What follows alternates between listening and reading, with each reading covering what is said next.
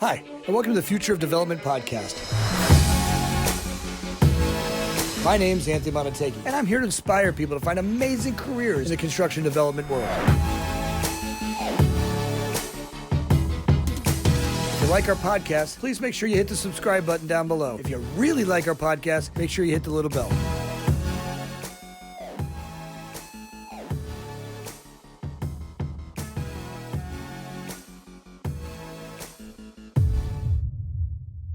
Ladies and gentlemen, welcome David to the show. I'm excited about having him on. David, every point is a topic and a company that what in our pre-show got me really going. So welcome, bud. Welcome. Thank you very much. Excited to be here. As we look at digitizing the construction world, since this whole revolution and finding the ability to take the physical world and digitize it, and be able to have both of them relate really, really well. This effort is dramatically changing the construction world. Mm-hmm. How did you get involved, and give me a little of your background? Sure. So I'm a computer scientist by training. I had my master's in computer science many moons ago at Purdue University. But I've been out. I started in the traditional corporate world, and I started with Hewlett-Packard back in the day. Had enough of corporate world and said, I'm going to go make money for myself. So I've been an entrepreneur for over 20 years now, and we've been doing large scale image processing and computer vision as a group here for well over 20 years between the founders. And like all good things, it started with a conversation in a bar about 11 years ago, as we were sitting there looking out the window thinking about what we've been doing with computer vision and 3D reconstruction, and it just sort of clicked. Everything outside your window is going digital, right? And just like we took every document digital, back in the early days. And then we took audio and we took video right now. All these trees behind me, all the blowing, leaves, we got all the buses going by, the cars and trucks, everything's going to be indexed every second of every day. And so the spark started 11 years ago.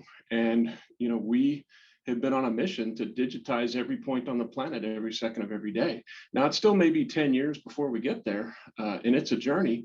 And luckily, we've made enough mistakes as entrepreneurs to know what's the right way to stage a business to hit that market timing. Because, even today, I think we're still too early. I still think, the whole bet on the metaverse, man, that's a big bet. Luckily, Facebook, has deep pockets, but, we're still a long way away from, these concepts really impacting everything we do as people and everything we do as businesses. So that's a little insight into my brain and how we got here.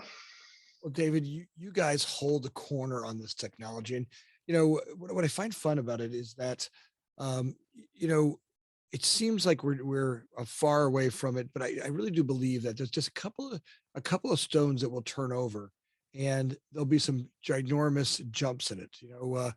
Certainly nobody could have predicted COVID and having digital presence really be needed, right? And no one even imagined that, and COVID really helped propel, didn't it? Right, the whole digital world. And and what's funny is I think people realize that there were some real limitations to a 2D image that we look at. Like staring at our screens was great, but there still was a lack of relatedness, because there's still something missing there, right? And as we start to integrate this, where I can actually be in an environment with you, I've seen some real compelling looks at the metaverse, digital work that folks are working on right now that are really, taking leaps. Absolutely.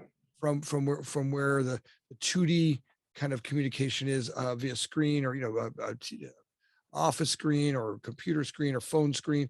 Really big to see us integrate into those visions.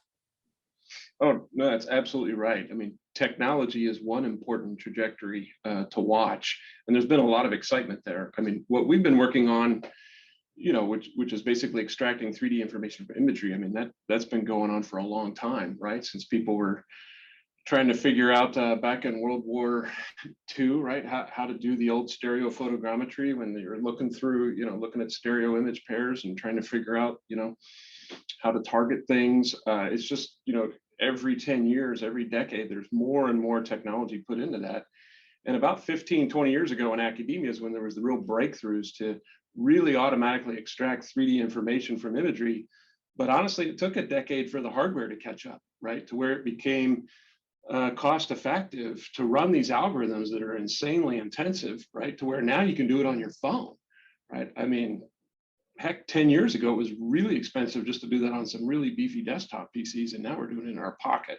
So you've got the algorithms, you've got the the cost and the business models of the compute infrastructure to run it. And now you've got Apple putting a LiDAR sensor on a phone that's giving you some information and data to work with. And then we have this crazy technology called NERF. I don't know if you've dug into that yet, where you're using machine learning techniques to extract points of view. And I mean, it's just magic. It shouldn't even work, right? It's creating these beautiful immersive scenes. I mean, not geometrically accurate yet, but they're going to be there. So you've got this whole technology trajectory that's just chugging along.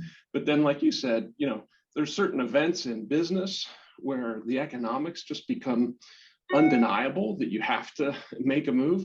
But then there's also things like COVID. I mean, I'm in Seattle. I mean, there was a big effort to say, hey, we don't want those people in the ready mix trucks and then the dump trucks to have to hand a ticket to someone on the site. Right. I mean, and that drove an incredible effort of digitization just here in the state of Washington, getting these companies to finally move, right, and going with, paperless tickets, right? So you've got technology, you got social, you've got world events.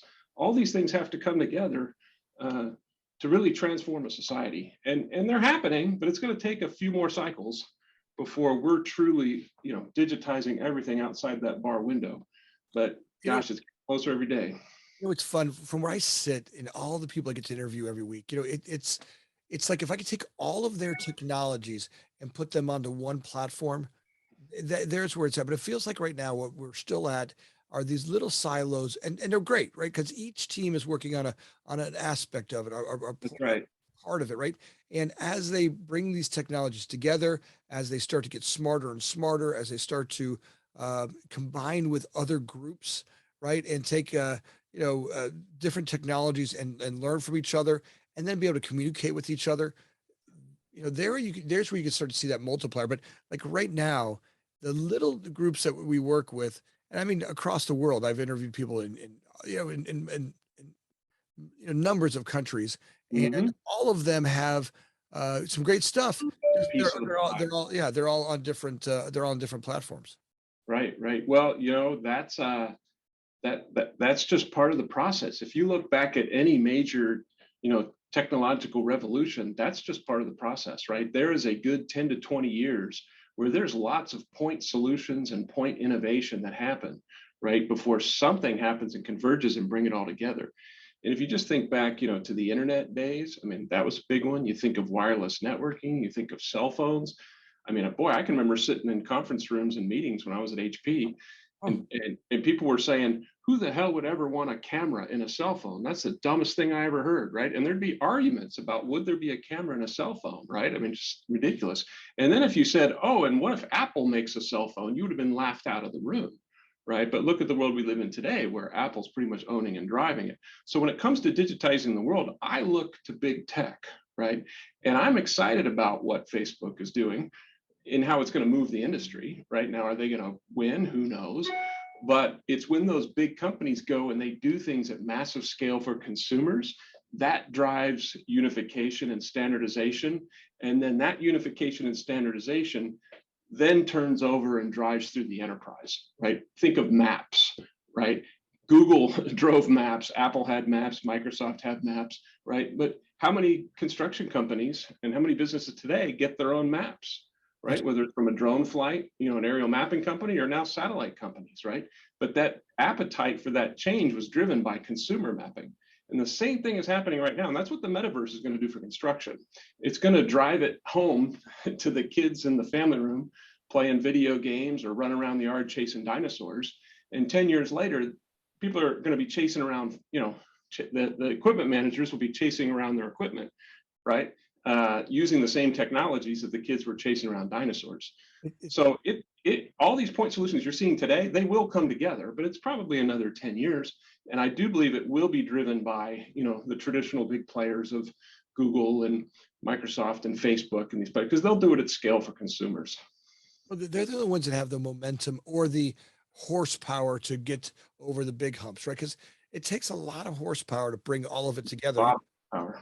right? I mean, it kind of feels like some of the kids. So if we look back, all the video game players, they were in training, right? This is almost like training for the setup for where we're going, and all the parents are complaining about the kids, playing video games all day. Like now they're kicking themselves in the shins, going, man, like now my kids are making a couple $100,000 a year working on, digitizing the metaverse and putting these. I mean, and more than that. I mean, I just saw a kid get out of college. He's making 300,000 a year in chip development, right? I mean, Oh yeah. yeah, Easy. And again, that's part of the whole societal change is we have been training the world for going digital and working in 3D. We've been getting kids from 4, 5, 6 years old in Minecraft, right? I mean, these kids that have grown up in Minecraft and thinking spatially and solving problems spatially, you want to be thrown down in front of a piece of equipment with no assistance to help you get better spatial orientation and context to make your decisions when you've grown up playing Minecraft and being able to look at things from multiple angles and multiple perspectives and bring your friend into the same space to look at this environment. I've just been doing that since you were 6 years old. Why wouldn't you do it on the job site when you're 26? So it's all part of the momentum. It's exciting. it really is. I just bought an Oculus, and Hmm? I've been playing around with it. I to play with some other friends, and I said, well, if we're really going to do this, right? If we're really going to get into this, and part of the podcast work that to continue to grow and learn new stuff, I'm like, I have to get in the Oculus. I have to go and try it out, and I bought one, and I got to tell you, it continues to unwind and unravel. I love to travel. And all of a sudden now I can travel. Well, I love to discover, right? I love new discoveries. And in that Oculus, every time I put it on, there's something I never imagined I would see. I'm seeing, right? I'm going places I didn't imagine I could go. I mean, I guess I could imagine I could go there, but now I'm going there, right? I'm like, oh, yes, I can go to Mount Everest. I can go to Rome. I can go over to the bottom of the sea. All these places, which were kind of neat in some regards, but now I'm interacting with my nephew down in Orlando. Hmm. Right? Hmm. These interactions are, I mean, they're amazing, right? They can tell we can Better. get Getting better. yeah, get better and better every time we do it. So, it really does. Where this goes, it's hard to predict, right? And I think that's the hard part about being a business is, you know, every business is plagued with the need to make sure that you can't just walk in and wander around all day long and not Yeah, produce value and revenue, absolutely. right? I mean, and I find myself, I have lots of great ideas, but if I sat and did ideas all day that produce no revenue, right? All my ideas will be burnt. I will be on my ass out on the street, and all the employees that work for us would be unemployed, and that would be just the direct opposite of what we want to do, right? It takes a little bit of wherewithal to know. All right, I'm going to take here's an area, an idea that we can use, and I think that's what's great about what you guys have done with Every Point, right? I mean, you started just taking little buckets of work that can start to really produce revenue. So talk to me a little bit about that. How did you get into Every Point, and Yeah. how did you start to focus on that? Well, that's one thing I'm really proud of is, again, we had this vision 11 years ago, and we didn't go out and just, raise hundreds of millions of dollars and try to pull off this, oh, let's go digitize every point on the planet right away, because we'd made enough mistakes as entrepreneurs over our careers to know about market timing, right? And to understand all those different trajectories and understand the importance of a good business model, right? And revenue stream. And so when we were thinking about every point of glass, how are we going to get there, right? And you can't get there unless you're making money. And so we spent about a year and a half looking at, well, what are the points on the planet that we could digitize that people would pay us for, right? And we spent about a year and a half on that. And I got about 20 to 25 different use cases where people paid me from anything from $500 to $5,000 to go discover something, right? And we did some really great projects, like you mentioned the Himalayas. We actually digitized the Himalayas. We had a helicopter fly and capture 300,000 images, and we have a multi-billion pixel point cloud of the Himalayas that made headlines back in 2012, right? But we were doing that for filmmaking and entertainment and education. We also worked on scenes in a movie. We worked on a video game to see, well, how could we make more realistic racetracks for racing games, right? And all these scenarios, people were willing to pay, right? Maybe they'd pay $60,000 to cut some budget out of a video game production or a video, but there's only 3 or 4 companies in the planet who do that, and they probably only need it 10 or 20 times a year, so that's not really a good business. And then, I ended up getting introduced to an aggregates company in Oregon. And, again, we didn't know what problems to solve, but I walked onto a quarry and started looking at all the things that you could possibly model, and got really enamored with the whole blasting process, because that sure looked dangerous and expensive, and thought, wow, maybe we need to model that face where they're going to do the blast, and maybe there's some information in there. And I was doing the math on the number of blasts that would occur in North America and this thing. So while we're doing all that, the president of the company found out that what we were capable of doing, and he called me and said, hey, could you measure a stockpile with an iPhone? Yes, but that seems boring. Why would you ever want to do that? And then he had me to his office, and he gave me a PhD crash course on the massive financial adjustments that occur in the bulk material producer world every year, because it's nearly impossible to track production and sales accurately when your product doesn't come in a box with a barcode. And boy, if it rains, suddenly it's worth more per ton than if it's been dry for 2 weeks. It's just an absolute nightmare. So when we learned about that problem and he turned us onto it, was like, that's it. That's where every point starts. Every point starts with the stockpile, right? And look, couldn't have been luckier, because the reality is, where that material goes from the stockpile, it spreads around the planet, right? So now that we're digitizing the piles with Stockpile Reports, and that's a successful business, now we're digitizing the things around the pile. Well, there's front loaders coming to and from that pile. There's haul trucks coming to and from that pile, right? There's equipment that feeds that pile that needs to be monitored and inspected. And then that bulk material gets delivered someplace. It gets delivered to a job site. Okay, well, now they need the bulk materials at the job site, but guess what? There's also a bunch of humans around that pile at the job site. Oh, there's a building about 40 feet away from that stockpile, right? So now you can start to see that it spreads. So we went after Stockpile Reports. It's a very successful business. We have 300 companies in 48 countries. 6.5 billion tons of bulk materials are managed in Stockpile Reports. But about 1.5 years ago, we said, okay, the market timing is right. Thank you, Facebook, for educating the world on the metaverse. Thank you, Apple, for developing some technology that allows our algorithms to work better and faster and cheaper. And now it's time to do every point, where now we can start to put more cameras around the job site, more cameras around the quarries, and start to realize that vision of digitizing that space every second of every day. But our goal is not to solve all the business problems. It's to create the semantic understanding of that space, and then have a set of web services so that logistics software, finance software, BIM software, whatever, can tap into every point to get that semantic and geometric understanding of that space. So that's a long-winded answer, No, but that's our journey of making money and creating value along the way. And again, it still could be another 10 years before that construction site is really getting maximum value, and every business process has changed because there is a index of that physical world. Here, and there's where, here, when I talk about silos, right? As we look at Revit models and design development in 3D capacity, right? The real value of that isn't just the 3D model. Like, look, Right. the 3D model is great, and Sure. it is value, and I can see my crossover connections. But look, any regular construction person on a job site can handle most of those conversations.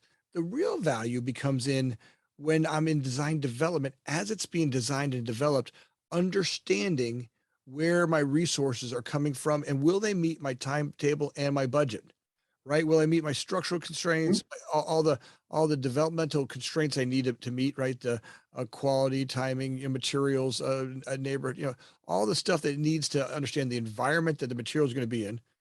Well, that's part of it when I'm doing design development, but are they available? I mean, how many projects, the entire industry is plagued by Oh, the supply chain. That's just supply right. chain, right? Yeah. material right? place.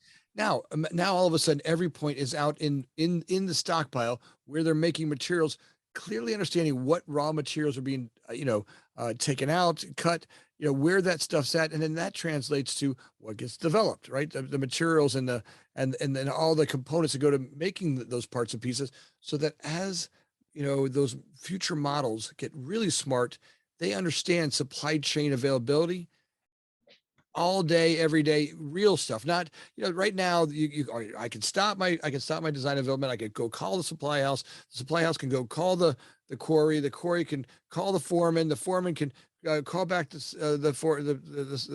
manager. The manager can call back and we can go through that game, which never happens. It's too. Well, I call it when I'm out with our strategic customers and we're talking about, the journey we're on together. I say, man, this whole industry runs on hope and heroes.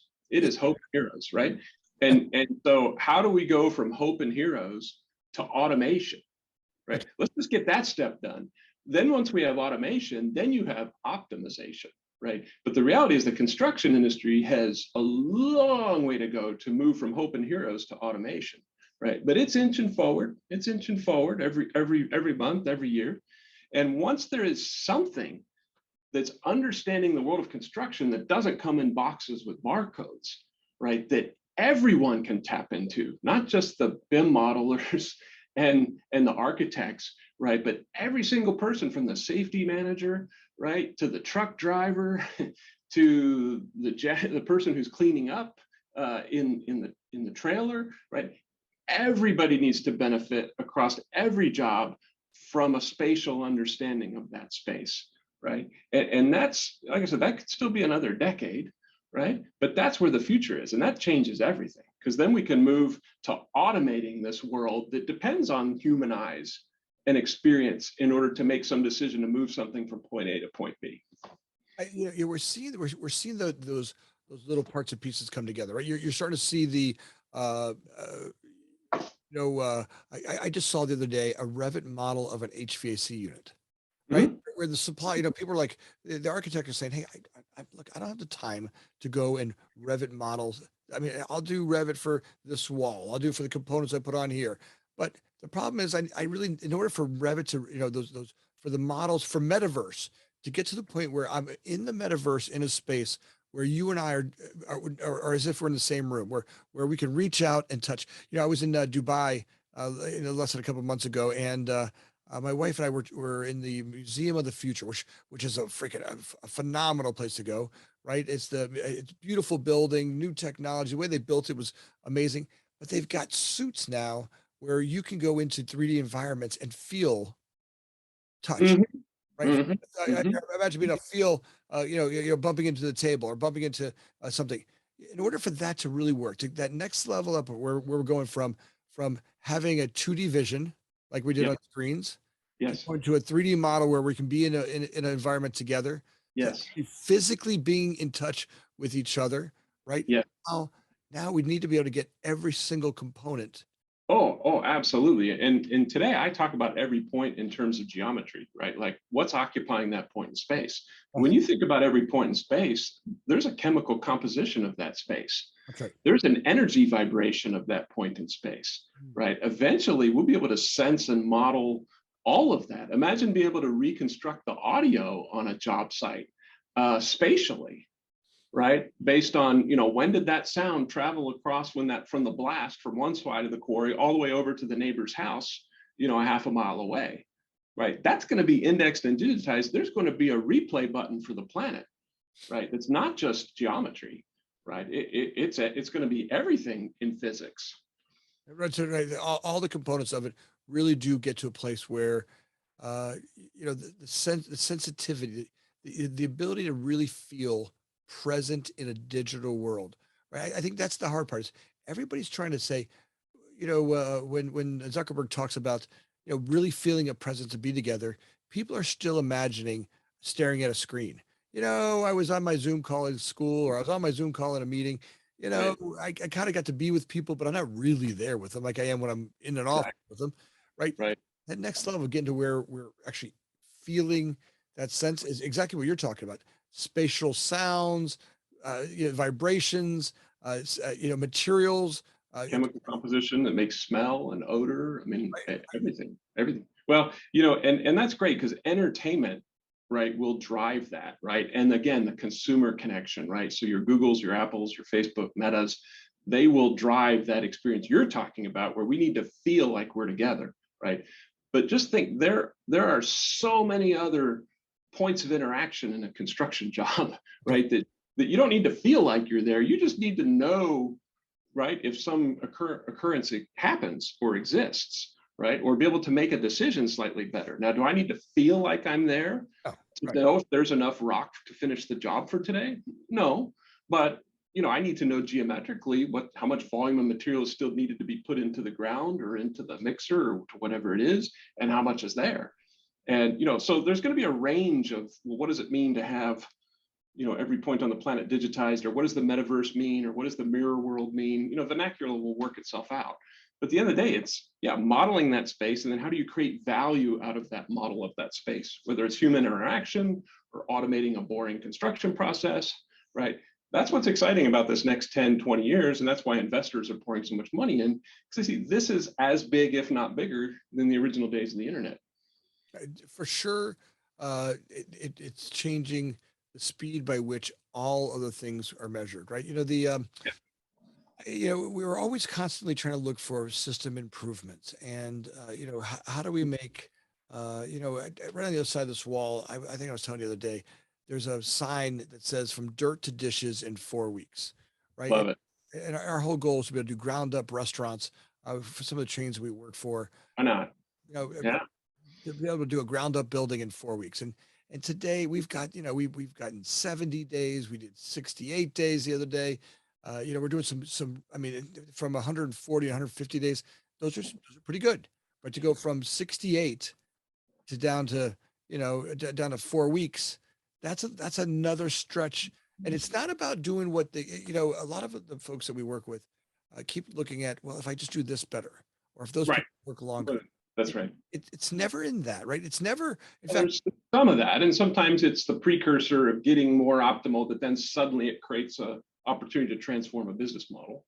You know, well, trans- it's almost, no, you're right in that some of those are helpful, but Mhm.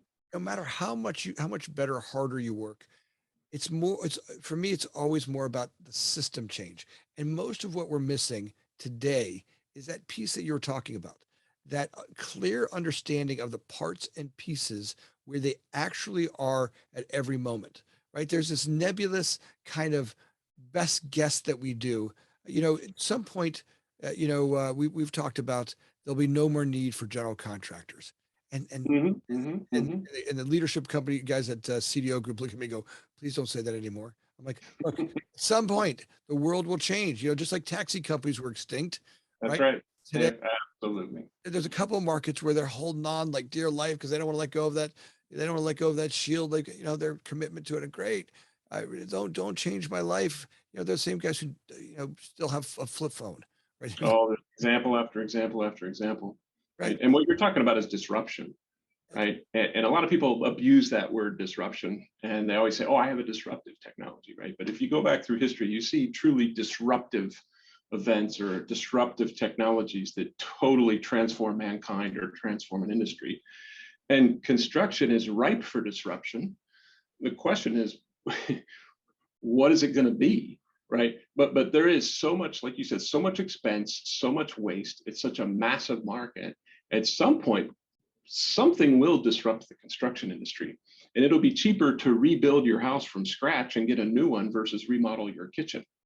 That's right. If for sure, that's coming, and it has to, right? Because right now, the construction industry is one of the biggest environmental nightmares, right? I mean, although here, look, Well, we're not living in huts anymore, and from one point of view, our society has really grown dramatically fast. But the materials and the way that we build, not having 9% of every construction material end up in a landfill, there's a problem, right? yeah, Just no doubt that there's waste for sure throughout the whole process. Absolutely. the inefficiencies that we are currently living on just to get to where we were, which hey, look, which by the way, we're pretty good. I mean, you look today at the cities and places that we live, we've got some pretty amazing cities that we live in. Now we're called upon in this time of life to go another step. And that's where these ideas are, really need to be hammered home. And why? I mean, at the speed that we're going to have to develop what's coming up with the levels, the numbers of people entering this planet, the lifespans increasing, our whole planet will, our population is going to double, right? Just Must be more, yeah, we must be more efficient in everything we do. How we use space, how we use materials, right? Absolutely. How we communicate with each other. We have lots of problems of inefficiency that if we, as we scale humans, it's only going to get dramatically worse. Well, it worse, and it calls on us to go, okay, now we did it this way, and great. Concrete was a fabulous. I mean, here, and to try to tell a third world country, I was in Senegal, last year this time, and to go to Senegal and go, hey, we're not going to be using concrete anymore. We need you guys to start using some more environmentally safe. They're going to look at it and go, come on, pee off, go somewhere Right. else. Because Right. we need those cheap construction materials that are strong and durable to build our country like you used to build your country, right? That's right. And That's right. now we're in this time period where we're called more than ever to keep looking and going, all right, now maybe we're the front runners on it, but as the rest of the world can start to adapt them, as they catch up in their development plan, we'll be able to see some of that change. But I think going back to the digital world, now seeing the physical world is the beginning. It is. I truly believe that. Yeah. I truly believe that because like we said, construction has so many different moving parts and so many different parts and pieces, right? From the largest, wind turbine being brought in to the smallest screw needed to put in a drawer, right? There's just so many parts and pieces that aren't able to be tracked, aren't able to be managed digitally, right? But suddenly, when every single thing involved is digitized, right, and you can apply automation and then optimization, then that's going to create an opportunity for disruption. So look, like I said, I don't know who's going to do it. I don't know when it's going to happen, but it will happen. I guarantee it'll happen 15 years from now. Will it happen 10 years from now? I don't know. I don't know. But we'll definitely see a start, right? There'll be some of those leading edge. Will we have that disruptive event in the next 10 years? I sure hope so. But I don't know. But I can tell you that the technology that's going to enable the disruption is going to be driven by the metaverse. Right? It will be driven by the metaverse. But the question is going to be how quickly does that understanding of a space where it starts with your dining room. I always say dancing dinosaurs in your dining room, right? That's what big tech's trying to do, right? But then when does that expand to chasing dinosaurs in your neighborhood? And then what does it expand to the planet, right? So they're going to build the technologies and do incredible innovation that will drive digitization capabilities of the entire planet to create these high dollar consumer experiences. Then the question is going to be, how is that going to make its way over into the enterprise, and how's it going to make its way over into the construction industry, and when? So I would bet, gosh, it's probably somewhere around a decade from now. I don't, I don't, Hopefully sooner. I don't know if I'm betting that far out, but I'm seeing some. I was down in Orlando for McDonald's worldwide convention, and they were rolling out the Watson in a couple of in 100 150 of their stores to be their drive-through attendant, right? Okay. So they had done a 100 store test store program, and it was very successful, and now they're rolling out Watson into another 150 stores. And the franchisees, think about that. So they've got this now automated ability to have the drive-through attendant, and they had set up a couple of sample places where you were a car. So you went into a booth, and you had, like, I don't know, 8 or 9 of you. I went into a booth, and my kids went with me, right? So my kids were in there, and I got a little 8-year-old, and she loved that game. So she was in there, like, trying to trick the machine. Like, I like I like a cappuccino with double cheese, and I like a burger with sesame seeds only on the side. And and it was amazing how efficient and how well Watson did with all the and 8 people talking at one time, people with accents. And for the first time, I could I see love it. an I love it.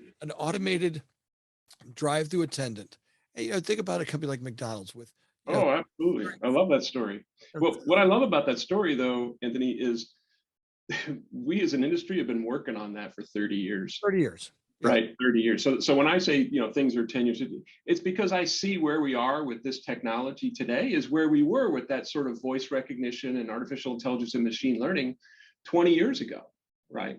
And where we are today with, reality capture and spatial computing and things like that, it's just getting out of the university worlds into the early innovation, right?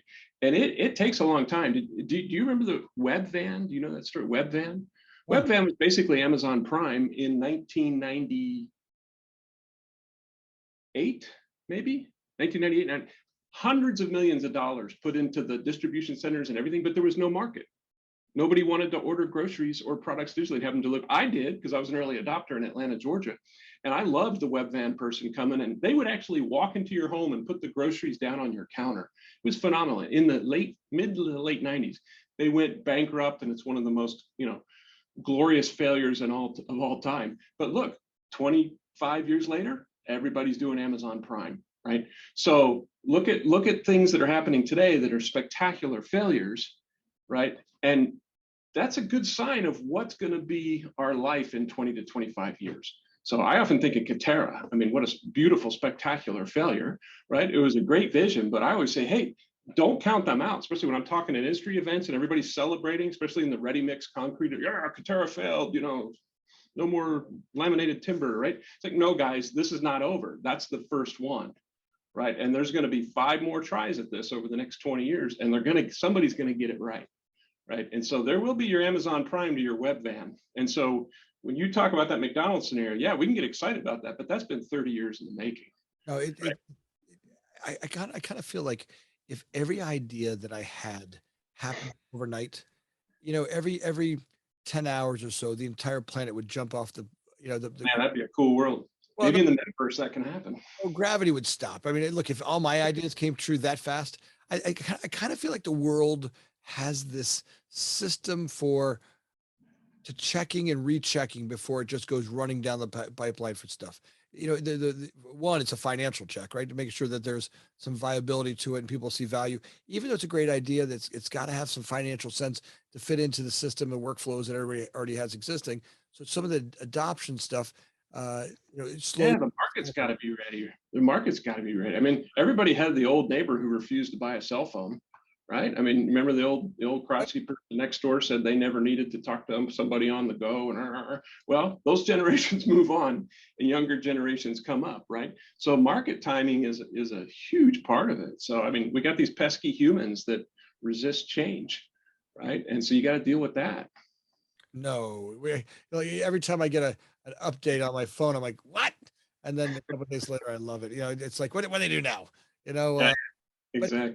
you, But I you, bet there's a lot of crotchety people out there, and I love them to death, and they're our customers with Stockpile Reports. And there's a lot of resistance to change with something as simple as measuring a stockpile, which you think shouldn't be that controversial. But boy, have we learned about the drama around how people play games around the numbers in those piles. And it took a long time to break through that resistance of people who had generations of the way that they've basically made up the numbers to keep finance and corporate off their butt, right? But it took a long time just to deal with that human change. So, and that's just a pile of rock.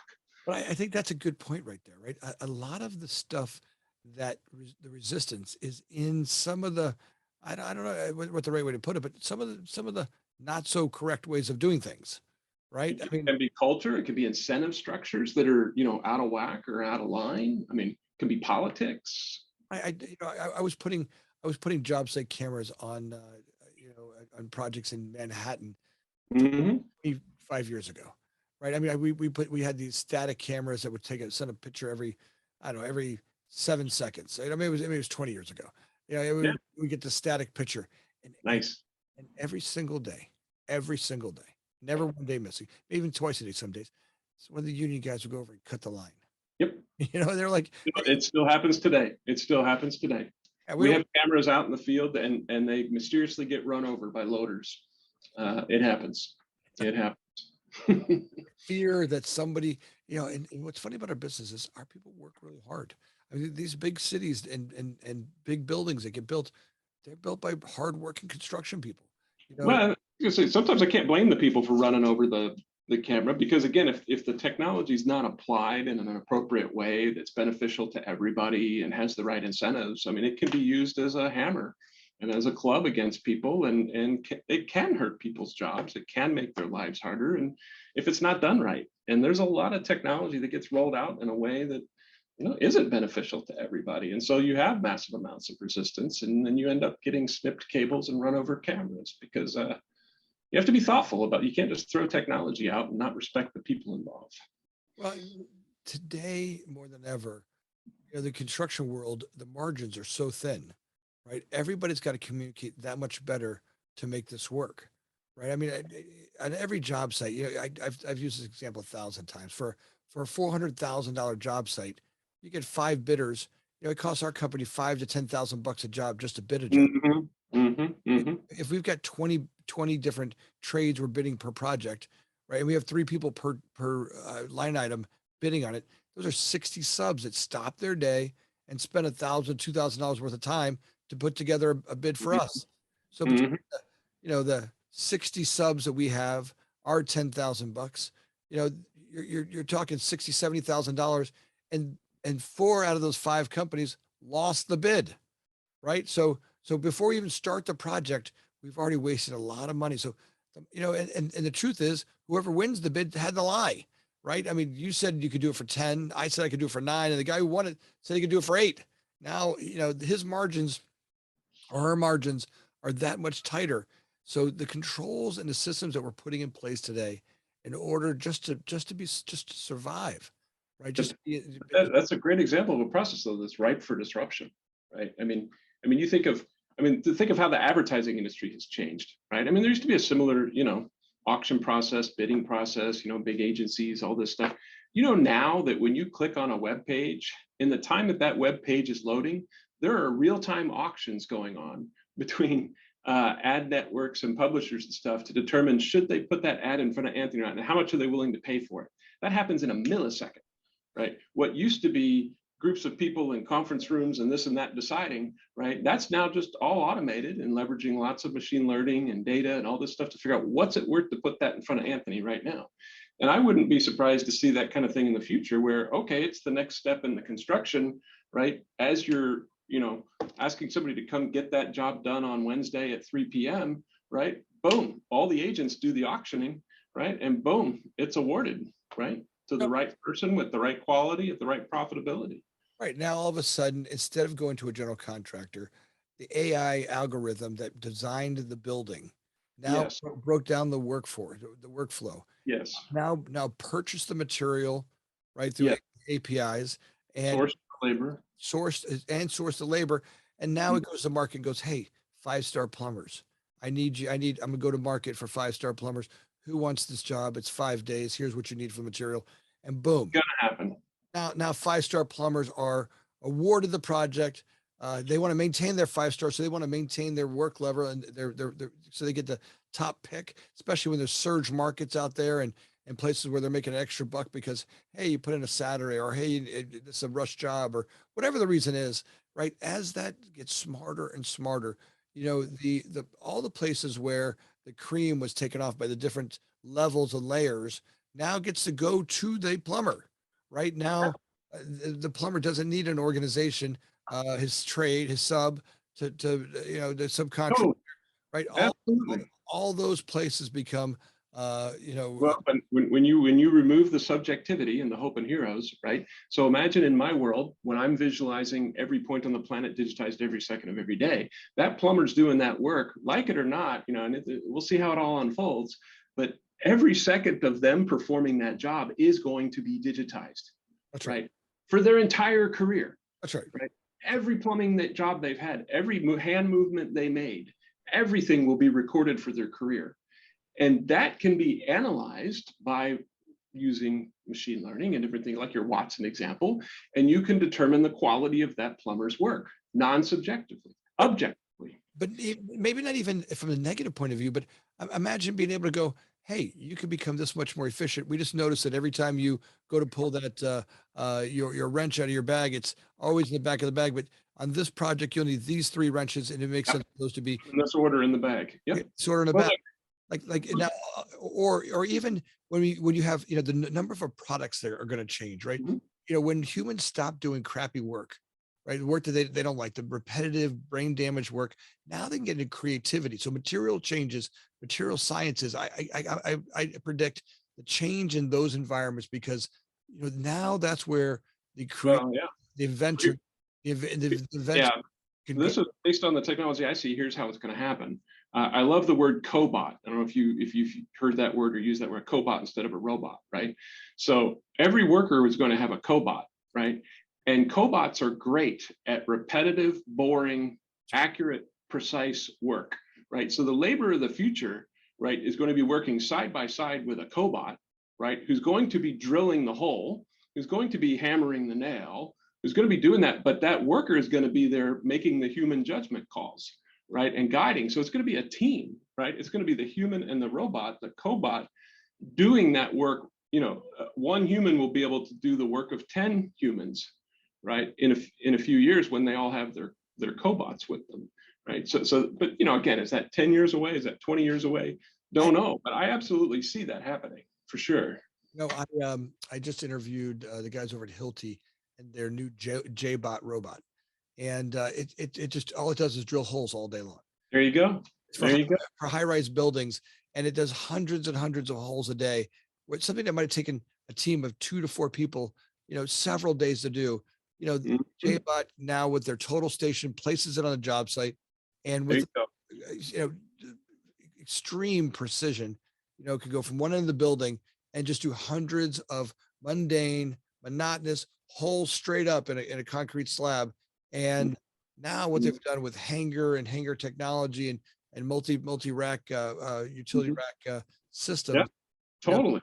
Well, I know we're all terrified, and if people are still hanging with us listening to this, most people are terrified, going, "Good Lord, I don't want to work in that world," right? But just take for a moment and look at the athletes you watch on TV, right? I mean, you want to talk about optimizing every human movement. I mean, look at the way sports is done now, right? Those athletes are coached and trained on every single body movement to optimize. They take naps before the games. They're told when to sleep, right, to optimize your human performance, right? And then you have the statistics on these individuals that are absolutely unbelievable these days. And that information is given back to the players and the coaches, right? So we as humans on the high performance end of things are already working with that level of observation and data analysis. And the question is going to be, as it moves from the sports industry, right, into our world, and then eventually into the labor world, that's just a preview of what it's going to be. You are going to be monitored as much as Steph Curry, right, as a plumber. that's right. That's right. Well, I got to tell you, David, I can talk about this all day, and we do all day long. And you and I, getting some really good conversations. I love it. When people want to get a hold of you at every point, what's the best place for them to catch up with you? Yeah, I like to be as transparent as possible. Send me an email, david.boardman@everypoint.io. If we can help with people understanding the future, exchanging ideas, and we will be launching EveryPoint. We have Stockpile Reports out there in the market now, but we're going to be launching EveryPoint publicly in January. We're right now lighting up some field trials where we're putting mobile cameras, robot cameras, flying cameras, on job sites now, and working out all the kinks and doing all the customer and market discovery. But in January, that's going to be real. So if that's something people are interested in being a part of, or trying it out, or giving us feedback, I'd love to connect with people. That's awesome, David. I got to tell you, you are a great guest to have on. I look forward to every time you come on here and having you on some more. So thanks for being on. Hey guys, if you've hung out here this long with us, you love the show. Take a second and just for me, like and subscribe. It just really means the world to me and our guests, to just know that we're getting there. We're hitting the right spots. If there's anything you want to comment about the show, or anything you want us to talk about, or if you have a great guest you'd like to bring on, please just feel free to send that to us, and comment, like and comment on the podcast, and we review all those. So thanks a lot for listening, and look forward to having you listen again. Thanks. Thank you. Thanks for joining us. My name is Anthony Amunategui, always looking for people to bring insight into the industry, finding ways to inspire people to have amazing careers in the development world. If you liked our podcast, make sure you hit the subscribe button down below. If you really liked our podcast, make sure you hit the little bell. Thanks again for listening. Please share it with your friends.